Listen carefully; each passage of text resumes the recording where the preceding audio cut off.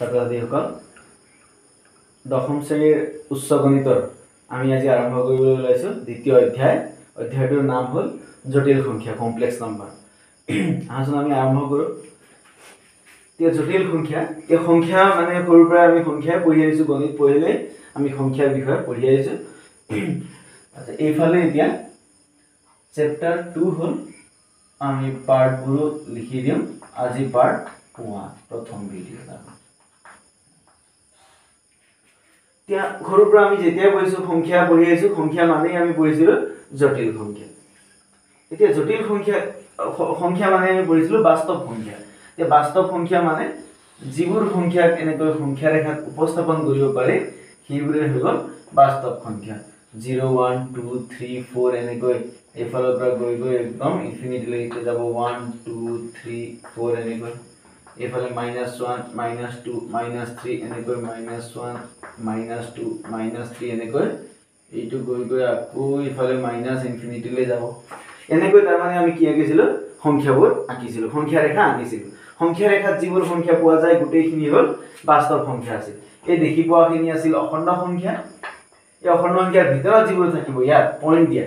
এতিয়া 0.1 সেইবোৰ হ'ল 1.1 2.1 সেইবিলাক আছিল। গোটেইখিনি মিহলাই আমি পাইছিলোঁ বাস্তৱ সংখ্যা। এই বাস্তৱ সংখ্যাও আকৌ দুই ভাগত বিভক্ত আছিল। এটা আছিল পৰিমেয় সংখ্যা,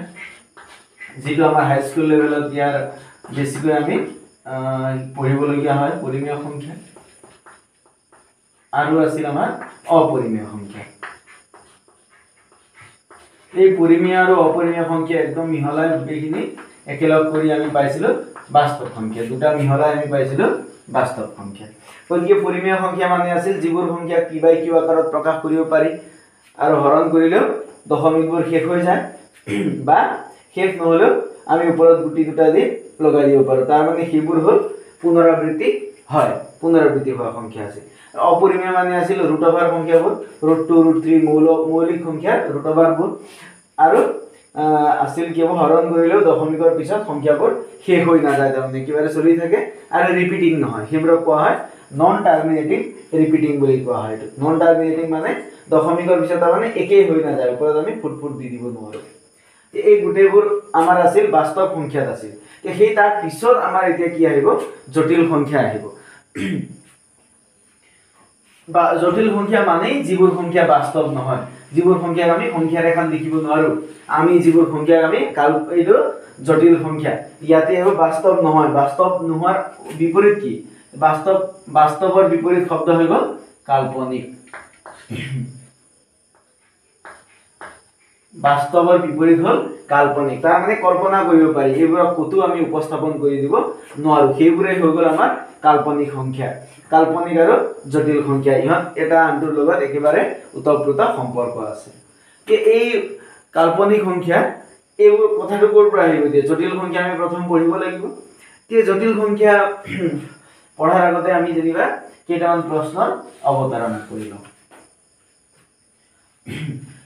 ধৰা হ'ল এতিয়া কি হ'ব, সংখ্যাৰ ৰুট অভাৰ উলিয়াব লাগে, বৰ্গমূল উলিয়াব লাগে। তোমালোকে জানা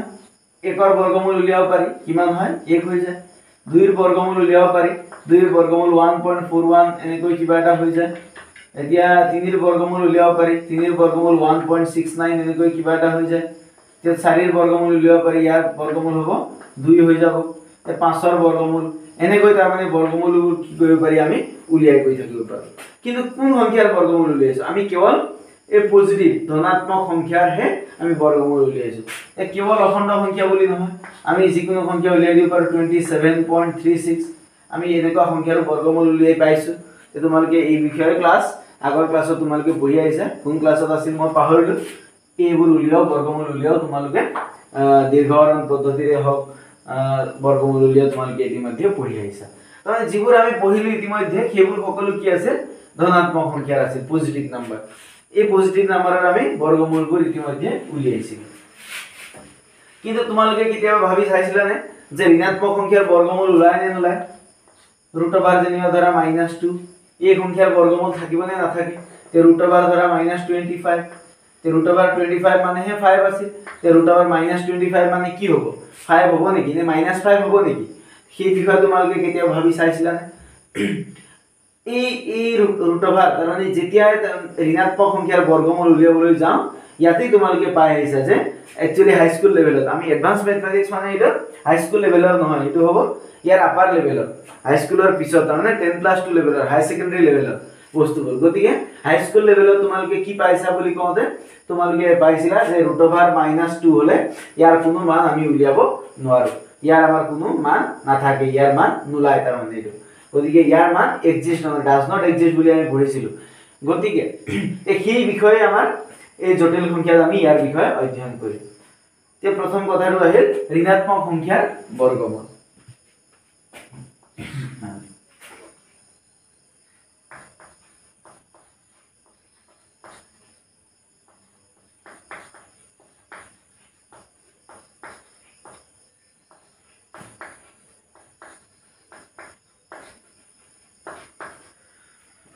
ঋণাত্মক সংখ্যাৰ বৰ্গমূল মানে ধৰা যিকোনো হ'ব পাৰে -1 হ'ব পাৰে -9 হ'ব পাৰে বা মাইনাস যেনিবা ধৰা 27.3 হ'ব পাৰে তে যিকোনো ধৰণৰ এনেকুৱা মাইনাস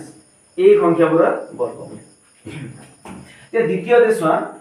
যে যদি তোমালোকক দিয়া থাকে যে সমীকৰণ এটাৰ সমাধান কৰিব লাগে দ্বিঘাত সমীকৰণ এটাৰ সমাধান উলিয়াব লাগে ধৰা x² - 9 = 0 এটা কি হল এটো দ্বিঘাত সমীকৰণ হল তে ইয়াৰ সমাধান উলিয়াওতে আমি কি কৰিছিলো x² = আচ্ছা এটো ক্লাস 10ত আছিল ক্লাস 10তেই আছে গতিকে এই সমীকৰণটোৰ সমাধান উলিয়াওতে আমি কি কৰিম x² - 9 আছে তে -9 টো আমি সমান চিহ্নৰ সিফালে নিলো কি হৈ গল +9 হৈ গল তে x² আমি উঠাবৰ কাৰণে দুই ফালে কি কৰিম বৰ্গমূল লম এইফালে কি লম বৰ্গমূল লম তে √(x² মানে আহি গল x তে √9 মানে আহি গল 3 ইয়াৰ মান কি আহিব +-3 আমি √(x² - 9 ৰ আমি সমাধান কৰিব পাৰো যত x ৰ মান কিমান হ'ব +-3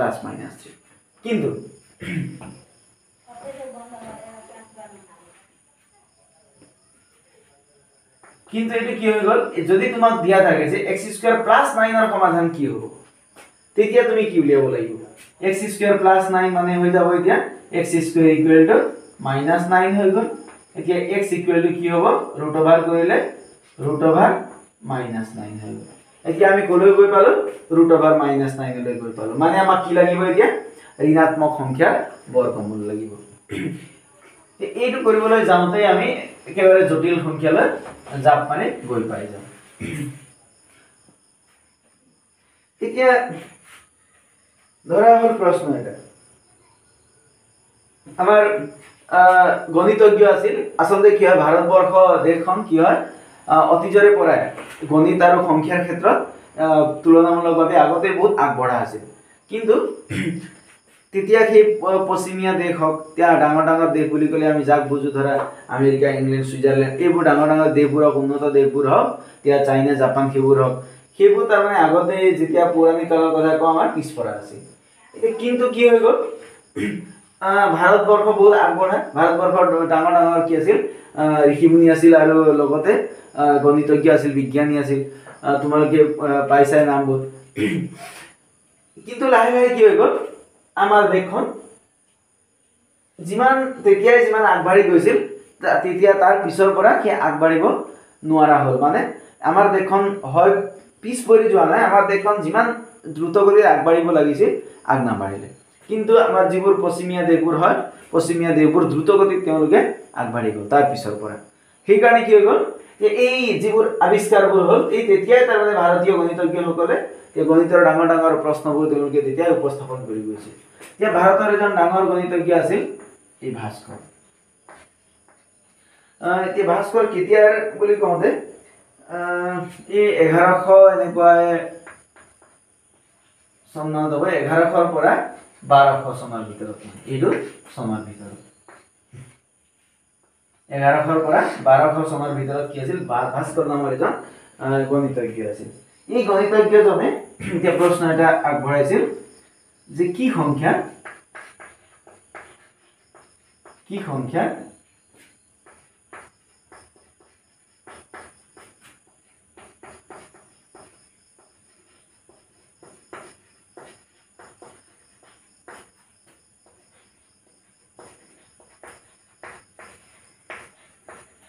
ই সংখ্যাক সেই সংখ্যাৰে পূৰণ কৰিলে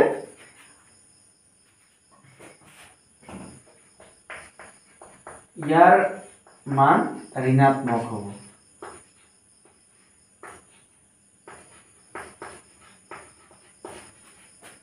ঋণাত্মক হ'ব। তাৰ মানে কি কোৱা আছে কি সংখ্যা সেই সংখ্যাৰে পূৰণ কৰিলে ইয়াৰ মান ঋণাত্মক হ'ব। তাৰ মানে এনেকুৱা ধৰা কথাটো কি সংখ্যা ধৰা এটা সংখ্যা ধৰিলো 2 সেই সংখ্যাৰে মানে 2 ৰে পূৰণ কৰিলে কিমান হৈ গ'ল 4 হৈ গ'ল। 4 মানে ধনাত্মক হৈ গ'ল, ঋণাত্মক হোৱা নাই। ধৰা আমি পূৰণ কৰিলো কিমান 2 যেনিবা যিকোনো -2 ইনটু আমি কৰিলো -2 সেই সংখ্যাৰে কৰিব লাগিব। পূৰণ কৰিলে কি হ'ল মাইনাসে মাইনাসে প্লাস হ'ল 2 দুগুণ কিমান হৈ গ'ল 4 হৈ গ'ল। আমাক এইটো কোৱা নাই -2 ইনটু ইয়াত 2 কৰিব কোৱা নাই, কাৰণ কি সংখ্যা সেই সংখ্যাৰে সংখ্যাটো বেলেগ হৈ যাব তেতিয়া। গতিকে এই আমি যি সংখ্যাৰে পূৰণ নকৰো কিয় এই সংখ্যাবোৰ কি হৈ যাব ধনাত্মক সংখ্যা পূৰণ কৰিলেও প্লাস হ'ব, ঋণাত্মক সংখ্যা দুটা পূৰণ কৰিলেও কি হ'ব প্লাস হ'ব। এনেকুৱা কোনো সংখ্যা আমাৰ ওলোৱা নাছিল। এই প্ৰশ্ন এটা আগবঢ়াইছিল কোনে এই ভাস্কৰ নামৰ গণিতজ্ঞ গৰাকী। তাৰ মানে তেওঁৰ প্ৰশ্নটোৰ অৰ্থ আছিল কি দুটা সংখ্যা পূৰণ কৰিব লাগিব, দুটা সংখ্যা পূৰণ কৰিলে তাৰ মান এই ঋণাত্মক হ'ব লাগিব, মাইনাসত আহিব লাগিব। এনেকুৱা কি সংখ্যা আছে সেই সংখ্যাৰ বিচাৰ খোচাৰ কৰিবলৈ যাওঁতে কি সংখ্যা পোৱা গৈছিল ধৰা সংখ্যা এটা লৈছো √(-2) পূৰণ আৰু এটা সংখ্যা ললো √(-2) যদি আমি √() সংখ্যা দুটাও পূৰণ কৰি চাইছিলো তে √(2) পূৰণ √(2) কৰিলেও কি হৈ যাব √(2) দুটা পূৰণ কৰিলো মানে স্কয়াৰ হৈ গ'ল, স্কয়াৰ √() কেনসেল গ'ল কি থাকিল 2 থাকিল। ইয়াতো কি পোৱা গৈছিল পজিটিভ পোৱা গৈছিল। কিন্তু এবাৰ আমি কি কৰিলো √(-2) আৰু √(-2) পূৰণ কৰিলো। এই দুটা পূৰণ কৰিলে কি হ'ব এতিয়া √(-2) দুটা হৈ গ'ল, এইটো স্কয়াৰ হৈ গ'ল। এই স্কয়াৰ আৰু √() কেনসেল গ'লে কি থাকিব ইয়াত -2 থাকিব। এতিয়াহে কি আহি গ'ল এই ঋণাত্মক সংখ্যা এটা পাই গ'ল। কি সংখ্যা সেই সংখ্যাৰে এই সংখ্যাক এই সংখ্যাৰে পূৰণ কৰিলে কি পালো আমি ঋণাত্মক পাই গ'ল। তাৰ মানে এইটো আছিল আমাৰ সেই তেওঁৰ যেটো প্ৰশ্ন, তেওঁৰ প্ৰশ্নটো বাস্তৱ সংখ্যা আগবঢ়াইছে, কিন্তু আমি এইটো বাস্তৱ সংখ্যা নাই পোৱা। এইটো কোনো বাস্তৱ সংখ্যা নহয় যে √(2) মানেহে অপৰিমেয় সংখ্যা, এইটো বাস্তৱ হলেতেন √(- অহাৰ লগে লগে আমি ইয়াত আগতে পাইছিলো যে এনেকুৱা কোনো বাস্তৱ সংখ্যা নাই। এতিয়া এইটো যেতিয়া উলিয়াবলৈ গ'ল তেতিয়াই কিহৰ আৱিষ্কাৰ হ'ল এই জটিল সংখ্যাৰ আৱিষ্কাৰ হ'ল। এই কেৱল ভাস্কৰ বুলি নহয় জি কাৰ্ডানো বুলি এজন গণিতজ্ঞ আছিল, জি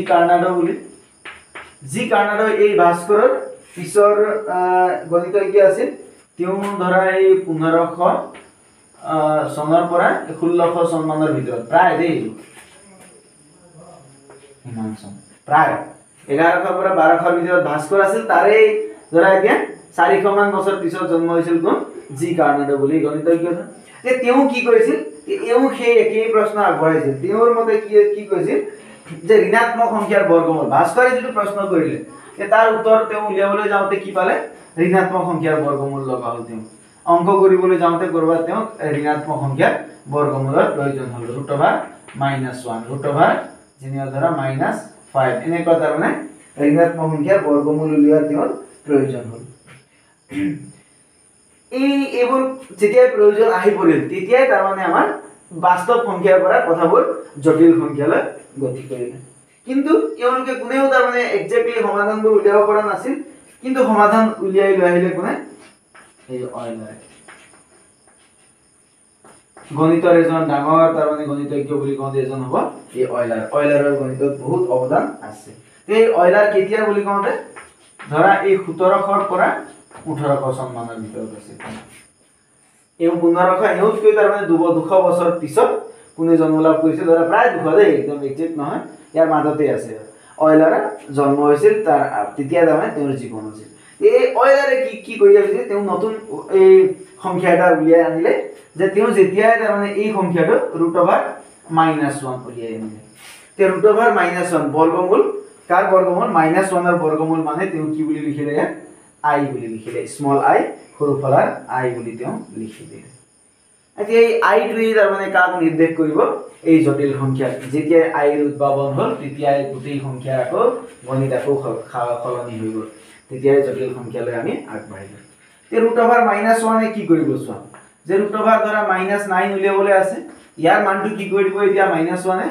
ৰুট অভাৰ -9 মানে কি হ'ব -1 * 9 হৈ গ'ল। এতিয়া ইয়াক আমি দুটা বেলেগকৈ লিখিব পাৰো, ৰুট অভাৰ -1 পূৰণ ৰুট অভাৰ 9, গতিকে ৰুট অভাৰ -1 মানে কি আহি গ'ল এতিয়া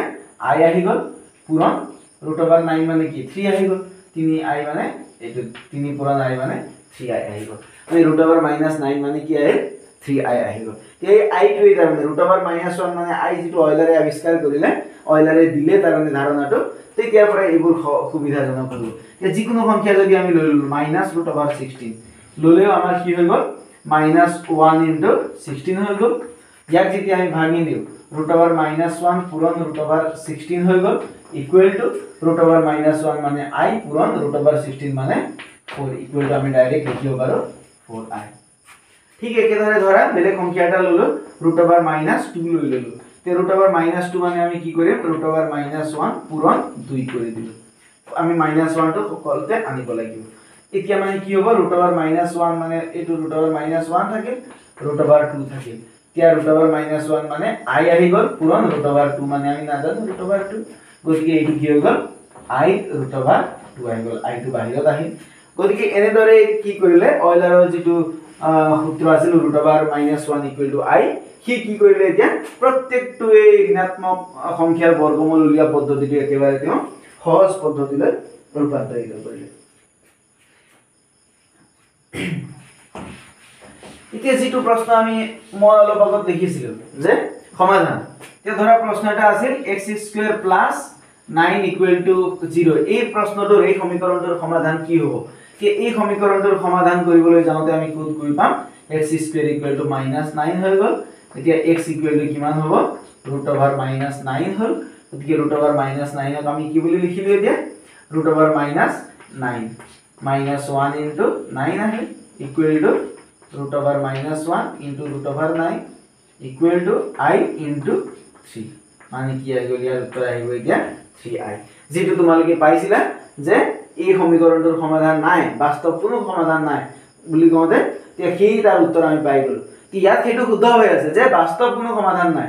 x = ৰুট অভাৰ -9 ইয়াৰ কোনো বাস্তৱ সমাধান নাই, ইয়াৰ কি আছে কেৱল কাল্পনিক সমাধান আছে। এইটো কি আহিল এতিয়া কাল্পনিক আহি গ'ল 3i, মানে i যেতিয়া আহি গ'ল তেতিয়াই এই কাল্পনিকৰ কথা আহিল। এতিয়া i কি বস্তু, হোৱাট ইজ i বুলি কওঁতে i আহিছে আয়তা শব্দৰ পৰা, IOTA, এই আয়তা এই শব্দটো পিছত আহিছে। এইটো এই প্ৰতীকটো তাৰমানে যেতিয়া অইলাৰে উলিয়ালে বনালে তেতিয়া তেওঁ এক্সাক্টলি এই বস্তুটো দিব পৰা নাছিল, কিন্তু পিছত কি আহি গ'ল এই আয়তা প্ৰতীকটো সকলোৱে তাৰমানে গ্ৰহণ কৰিলে। গতিকে আমি কি বুজিব লাগিব root over -1 equal to i বুলি আমি বুজি পাব লাগিব। এই ৰুট অভাৰ -1 আহিলে গোটেই সংখ্যাবোৰ এতিয়া আমাৰ সহজ হৈ পৰিব। এতিয়া চোৱা এই i ৰ বৈশিষ্ট্য কেইটামান চোৱা, i ৰ বৈশিষ্ট্য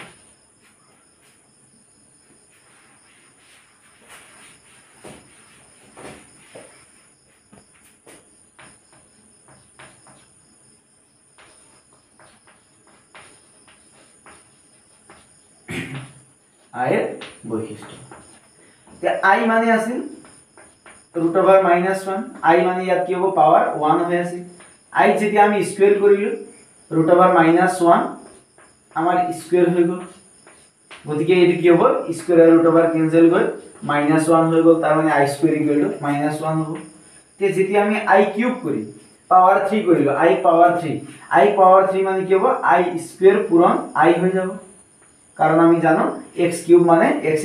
* x আমি পাইছিলো। গতিকে ইয়াৰ পৰা কি আহিল এটো কৰ পৰা আহিছে এতিয়া x³ = x² * x হ'ব, এটা আহিছে কৰ পৰা x power m * x power n = x power m + n হৈ যায়, মাজত পূৰণ হলে m + n হৈ যায়। গতিকে ইয়াৰ পৰা কি আহিল i² * i আহিল, i² মানে কি পাইছো -1 পাইছো, পূৰণ i মানে i হয়, গতিকে ইয়াৰ মান কিমান হ'ব -i আহি যাব। i পাৱাৰ 4 মানে কি হ'ব এতিয়া i পাৱাৰ 4 মানে i² ৰ কি হ'ব হোল স্কয়াৰ হৈ যাব, i পাৱাৰ 4 মানে কি হ'ব এতিয়া i² মানে -1 আছিল, হোল স্কয়াৰ মানে +1 আহি যাব। এতিয়া গতিকে আই যেতিয়াই আমি পাৱাৰ 4 কৰো তেতিয়াই কি পাম আমি +1 পাই যাম এতিয়া চাবা ইয়াৰ যেটো বৈশিষ্ট্য বুলি মই কিয় কৰো যে আই পাৱাৰ 4 ৰ পিছত আই পাৱাৰ 5 উলিয়ালো আই পাৱাৰ 5 ত আমি কি পাম আই পাৱাৰ 4 পূৰণ আই পাই গলো একই সূত্ৰ দিলো আই পাৱাৰ 4 + 1 হৈ যাব মানে 5 হ'ব গতিকে আই পাৱাৰ 4 মানে কিমান 1 হ'ব পূৰণ আই মানে আই নিজে এইটো 1 হ'ব আই পাৱাৰ 4 মানে ইয়াৰ পৰা আই মানে আই নিজে গতিকে কিমান থাকে আই থাকে আকৌ এবাৰ আমি আই পাৱাৰ কি লৈছো 6 উলিয়াইছো আই পাৱাৰ 6 মানে কি হ'ব আই পাৱাৰ 4 ত আমি ভাঙি দিম আই পাৱাৰ 4 পূৰণ আই স্কয়াৰ হৈ গল গতিকে আই পাৱাৰ 4 মানে 1 হ'বই পূৰণ আই স্কয়াৰ মানে কি পালো আমি -1 পাই গৈছো তে আই পাৱাৰ 7 উলিয়াম আই পাৱাৰ 7 মানে আই পাৱাৰ 4 পূৰণ আই কিউব হৈ গল ইকুৱেল টু আই পাৱাৰ 4 মানে 1 পূৰণ আই কিউব মানে হৈ গল ইয়াত পৰা পাইছো আমি -i গতিকে ইয়াৰ মান হৈ যাব -i আহি যাব তে আই পাৱাৰ 8 মানে কি হ'ব আই পাৱাৰ 8 মানে হৈ গল আই পাৱাৰ 4 * আই পাৱাৰ 4 বা আমি আই পাৱাৰ 4 ক হোল স্কয়াৰ বুলি লিখি দিব পাৰো I power 4 whole square equal to কিমান হৈ গল এতিয়া আই পাৱাৰ 4 মানে 1 স্কয়াৰ মানে ইয়াৰ মান কিমান পালো 1 পাই হৈ গল এতিয়া কি দেখিলা তোমালোকে I মানে √1 ইটো হলে I লে গল I স্কয়ার মানে -1 I কিউব মানে -I I পাৱাৰ 4 মানে 1 আকৌ ৰিপিট হৈছে চোন I পাৱাৰ 5 মানে I পাৱাৰ 6 মানে -1 I পাৱাৰ 7 মানে -I I পাৱাৰ 8 মানে 1 গতিকে I - 1 - I1 I - 1 - I1 এটো আকৌ ৰিপিট হ'ব যেতিয়া 5 আহিব 5 মানে 4 + 1 গতিকে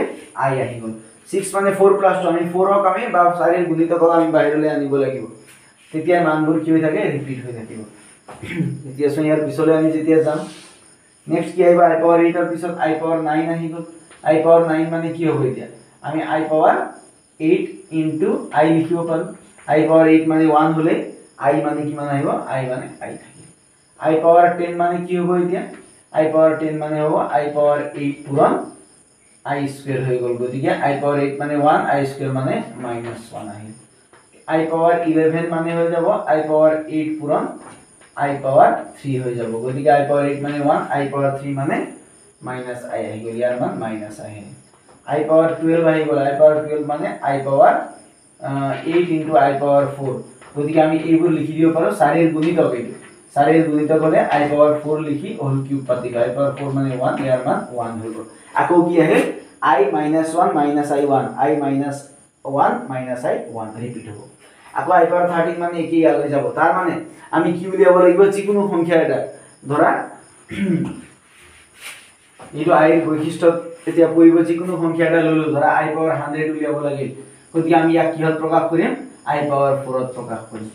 I পাৱাৰ 4 লিখিলে কি হ'ব এতিয়া 12 মানে কিমান হৈছে I পাৱাৰ 4 3 4 * 12 4 ৰে 12 হৰণ কৰি যি পাও ওপৰত পাতিছো এতিয়া 1 ক 4 ৰে হৰণ কৰিলে কিমান যাব 25 বাৰ গতিকে I পাৱাৰ 4 মানে 1 1 পাৱাৰ 25 মানে 1 হ'ব তাৰ মানে I পাৱাৰ 100 মানে 1 আহিব এতিয়া I পাৱাৰ 101 মানে কি আহিব I পাৱাৰ 101 মানে প্ৰথমতে আমি I পাৱাৰ 4 পাতিব লাগিব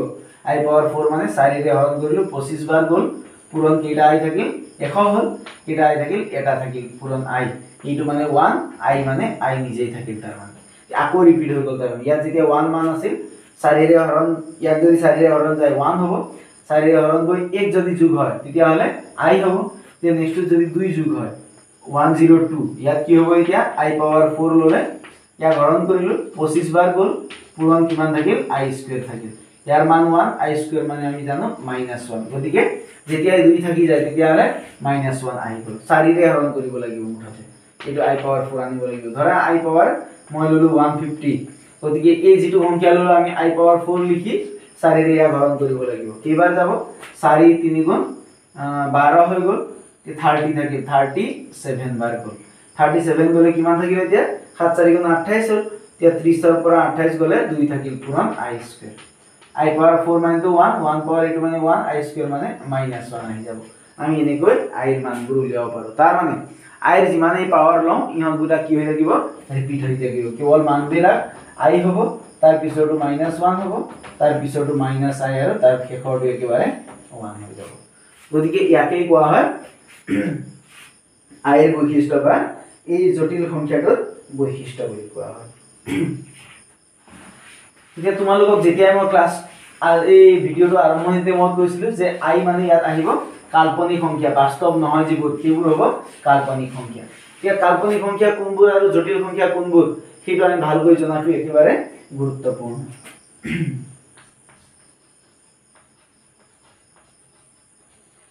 কাল্পনিক সংখ্যা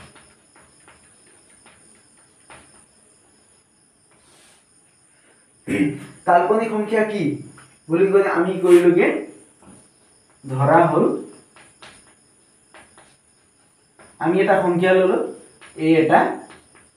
বাস্তৱ সংখ্যা ধৰা হল এই এটা বাস্তৱ সংখ্যা এতিয়া কি হ'ব এতেকে √(-1) কাল্পনিক সংখ্যা বলা হয়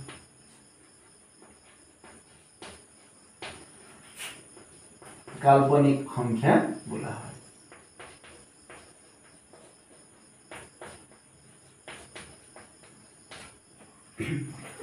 ইয়াত কি আহিল এটা আমাৰ বাস্তৱ সংখ্যা ললো যিকোনো বাস্তৱ সংখ্যা ধৰা হল 10 তে √(-10) যেতিয়া √(-) ভিতৰত মাইনাস থাকিব ইয়াৰ ভিতৰত কি বাস্তৱ সংখ্যাটো ভৰাই দিলে ইয়াক কোৱা হয় কাল্পনিক সংখ্যা বুলি কোৱা হয় গতিকে আমি ইমান সময় যেটো পঢ়ি আছো সেইটো হৈ গল কাল্পনিক সংখ্যা এই কাল্পনিক সংখ্যা কি থাকে কেৱল আই থাকে এতেকে √(-a) মানে √(-1) * a গতিকে √(-1) * √(-a কি √(-a) মানে এটো বাস্তৱ সংখ্যা গতিকে √(-a) থাকিব তাৰ পিছত √(-1) মানে i আহি গল গতিকে ইয়াৰ মান কি আহি গল i √(-a) তে এনেকুৱা আকাৰত থকা সংখ্যাবোৰক কোৱা হয় এই বাস্তৱ সংখ্যা বুলি কোৱা হয় গতিকে আৰু আমি কি বুলি কওঁ এই i যত থাকিব তাৰ মানে সেইবোৰক আমি কাল্পনিক সংখ্যা বুলি কওঁ আৰু এই i কোৱা হয় কাল্পনিক একক বুলি কোৱা হয় যেনেকৈ এক সংখ্যাটোক আমি পূৰণৰ একক বুলি কওঁ বা 0 ক আমি যোগৰ একক বুলি কওঁ তেনেকৈ i সংখ্যাটোক আমি পূৰণৰ একক বুলি কওঁ এই i সংখ্যাটোক আমি কাল্পনিক একক বুলি কওঁ এটো হ'ব কাল্পনিক একক আৰু ইয়াক কোৱা হয় বিশুদ্ধ কাল্পনিক সংখ্যা এটা কি হৈ গল যি সংখ্যা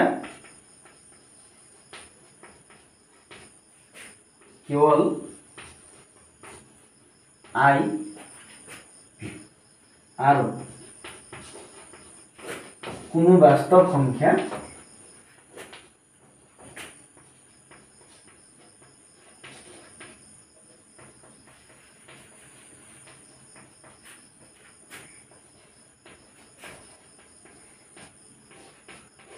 পূৰণ হৈ থাকে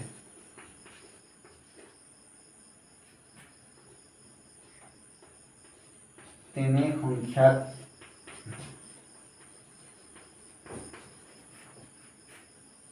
কাল্পনিক সংখ্যা বলে তেনে সংখ্যা বিশুদ্ধ কাল্পনিক সংখ্যা বলে বিশুদ্ধ কাল্পনিক সংখ্যা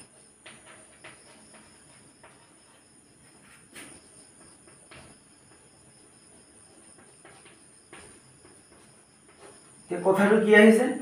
কাল্পনিক সংখ্যা আৰু বিশুদ্ধ কাল্পনিক সংখ্যা দুটা আমাৰ অলপ পাৰ্থক্য আছে এতিয়া কাল্পনিক সংখ্যা মানে ধৰা হল এটা বাস্তৱ সংখ্যা তেতিয়া √(-) কাল্পনিক সংখ্যা বলা হয় কাল্পনিক সংখ্যা কি থাকিব i থাকিব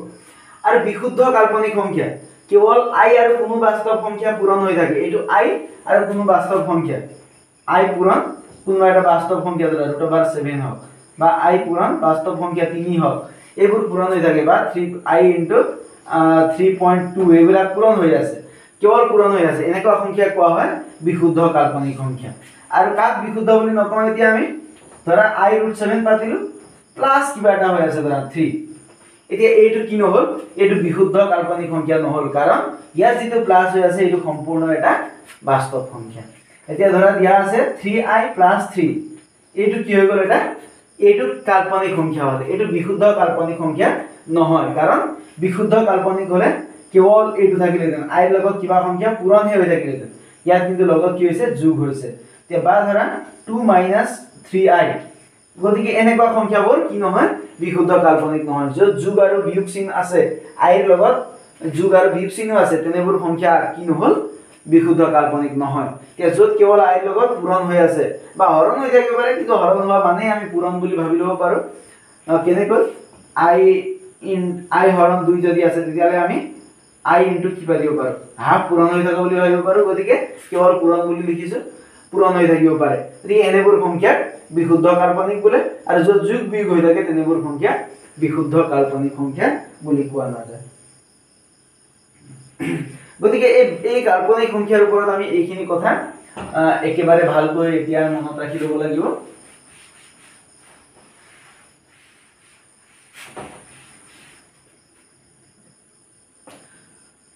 এতিয়া এই কাল্পনিক সংখ্যাবোৰৰ কিছুমান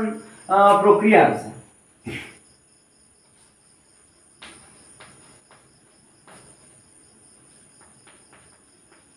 কাল্পনিক সংখ্যাৰ কিছুমান প্ৰক্ৰিয়া আছে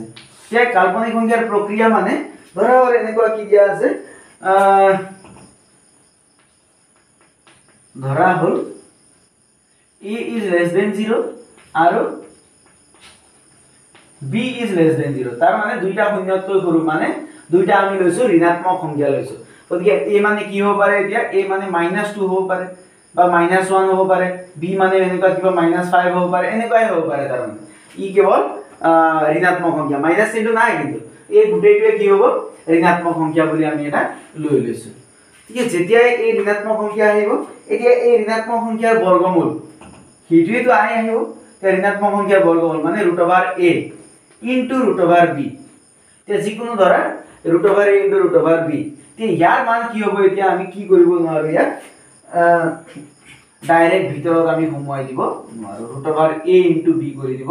নোৱাৰো তাৰ মানে এই প্ৰচেছটো কি নহয় শুদ্ধ নহয় কাল্পনিক সংখ্যাৰ মূল ধৰ্ম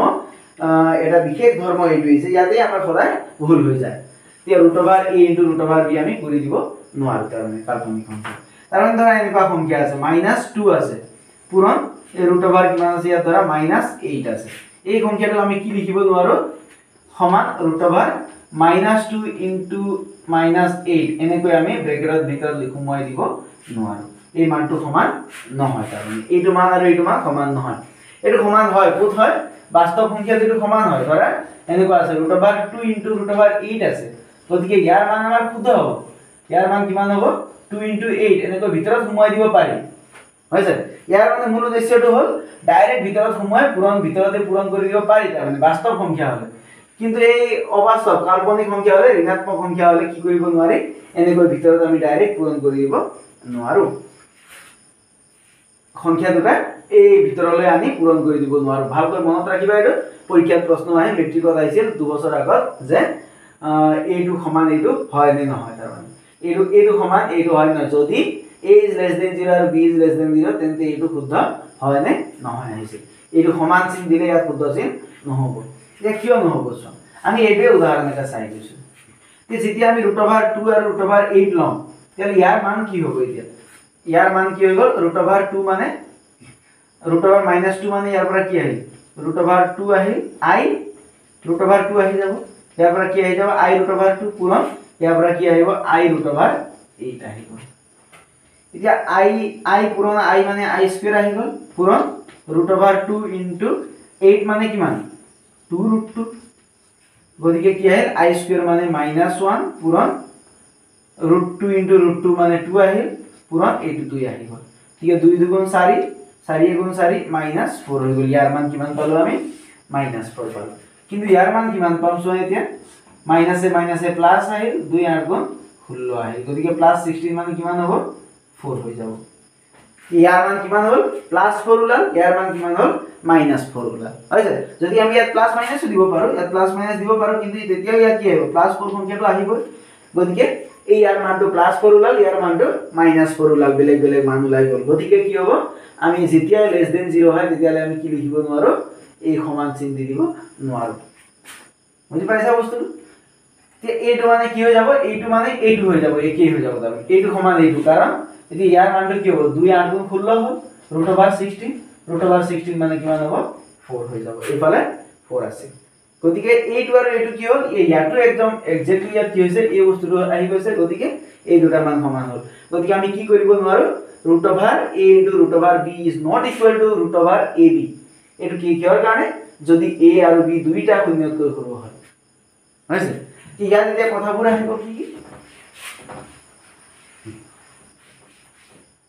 আমি ধৰা কি কৰিলো এই এটা হে ঋণাত্মক ললো এটো 1 নম্বৰ তে 2 নম্বৰত আমি কি কৰিলো ধৰা হল a is less than 0 আৰু b is greater than 0 b টো আমি কি ললো শূন্যতকৈ ডাঙৰ ললো আৰু a টো শূন্যতকৈ সৰু ললো ধৰা a মানে ধৰা -2 আৰু b মানে ধৰা 8 অথনিতে মই ললো এতিয়া ইয়াত -2 এটো +8 এতিয়া ইয়াত কিন্তু এটো কৰিব পাৰি √a * √b হলে এই √ৰ ভিতৰতে আমি a আৰু b পূৰণ কৰি দিব পাৰি ইয়াত সমান হ'ব আকৌ এটা সৰু এটা ডাঙৰ হলে সমান হ'ব কাৰণ √a মানে ইয়াত কিমান হ'ব √a মানে -2 হ'ব * √8 মানে 8 আহিব গতিকে -2 মানে কি হ'ব √2 I √2 হ'ব পূৰণ এইটো মানে কি হ'ব 2√2 হ'ব গতিকে √2 * √2 মানে কিমান I টো I থাকিল √2 * √2 মানে 2 হ'ল পূৰণ 2 2 * 4 4I আহিব তে ইয়াত কি হ'ব আকৌ এইটোৰ মানটো আমি কি উলিয়াব পাৰিম √ab মানে a মানে -2 পূৰণ 8 গতিকে কিমান হল √-16 হৈ গল তে √-16 মানে এই I আহি গল I √16 তে √16 মানে কিমান হ'ব 4 হ'ব ইয়াৰ মানটো কিমান আহিল 4I আহিল ইয়াৰ মানটো কিমান আহিব 4I আহিব গতিকে আমাৰ শুদ্ধ কি হ'ব এতিয়া তোমালোকে ভালকৈ এই বস্তুটো বুজি লোৱা যে যেতিয়া দুইটা সংখ্যা এককৈ শূন্যতকৈ সৰু হয় তেতিয়া হলে আমি এই √ৰ ভিতৰতে দুইটা সংখ্যা পাতি দিব নোৱাৰো সেইটো ভুল কিন্তু যদি এটা সংখ্যা সৰু হয় ইয়াত এইটো শুদ্ধ হ'ব a is greater than 0 আৰু b is less than 0 হলে কি লিখিব পাৰি আকৌ √a into √b equal to কি লিখিব পাৰি ইয়াত আকৌ √ab বুলি লিখি দিব পাৰো a into b বুলি লিখি দিব পাৰো তাৰমানে একেই বস্তু দুইটা কোনোবা এটা এটো সৰু এটো ডাঙৰ বা এটো ডাঙৰ এটো সৰু হলে কিন্তু আমি লিখি দিব পাৰো কিন্তু যদি দুইটা সৰু হৈ যায় তেতিয়া লিখি দিব নোৱাৰো আৰু দুইটা ডাঙৰ হলে তো আমি লিখিব পাৰিম দুইটা ডাঙৰ হলেও পাৰি a greater than 0 আৰু b greater than 0 দুইটা ডাঙৰ হলে এনেও পাৰো আমি জানেই বস্তুটো গতিকে এইটো আছিল আমি জটিল সংখ্যাৰ যেটো বেসিক কথাখিনি প্ৰাৰম্ভিক কথাখিনি তোমালোকে মই হৈছো ভালকৈ এইখিনি বুজি পাইছে এতিয়া আমাৰ এই এডভান্স ম্যাথমেটিক্সৰ ওপৰত ডেইলি ভিডিও আপলোড কৰা হ'ব সদায় ভিডিও এটা আপলোড কৰা হ'ব গতিকে তোমালোকৰ এডভান্স ম্যাথমেটিক্সৰ কাৰণে ভালকৈ তোমালোকে প্ৰিপেয়াৰ হৈ লোৱা মই ভাবিছো তোমালোকে সংহতি ফাৰ্স্ট চেপ্টাৰটো গুটেই ক্লিয়াৰ কৰি থৈছা গতিকে এতিয়া আজি তাৰিখৰ পৰা এডভান্স ম্যাথমেটিক্সৰ ডেইলি তাৰমানে এতিয়া ভিডিও আপলোড কৰা হ'ব যে তোমালোকে নিজে প্ৰস্তুত হৈ গুটেইবোৰ যাতে ডেইলি এইবোৰ ক্লিয়াৰ কৰি লোৱা আজি যেতিয়া ভিডিও পাবা তাৰ লগে লগে বস্তুখিনি যাতে ক্লিয়াৰ কৰি লোৱা তাৰ ব্যৱস্থা কৰিবা তেতিয়া হে এডভান্স ম্যাথমেটিক্সৰ ওপৰত গুটেই কোৰ্সখিনি তোমালোকৰ ভালকৈ তন্নকৈ বুজি ল'ব পাৰিবা ঠিক আছে